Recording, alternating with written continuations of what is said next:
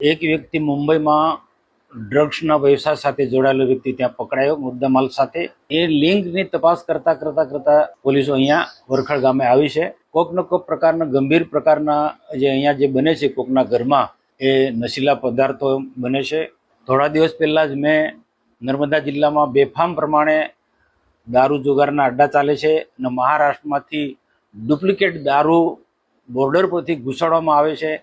એ બાબતની પણ માહિતી મેં મીડિયાને આપી હતી કે અમારી રજૂઆત પછી અઠવાડિયાની અંદર ફરી પાછા દારૂ જુગારના અડ્ડા ધમધમે, એટલે એમને શરમ આવી જોઈએ. અને આ ડ્રગ્સ જેવી વસ્તુઓ પણ મેં તે વખતે સંકેત આપ્યો છો.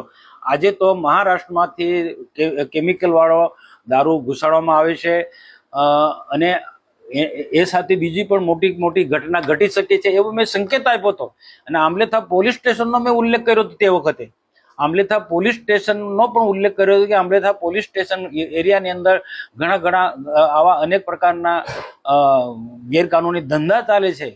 એ મેં સીધો આક્ષેપ કર્યો અને એની સાથે જોડાયેલો મુદ્દો આજે છે જે વરખડની અંદર જે ડ્રગ્સને લગતું કે કેફી દ્રવ્યો જે પકડાયું છે. આજે મુંબઈની પોલીસને બાકી પોલીસ તંત્ર બિલકુલ એનો તપાસી રહ્યો છે.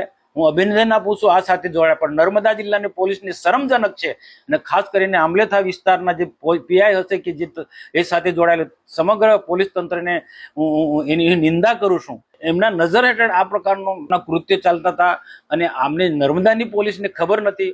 હું તો નર્મદાની પોલીસને ગૃહ વિભાગ તાત્કાલિક સસ્પેન્ડ કરી નાખવા જોઈએ હું માંગ કરું છું.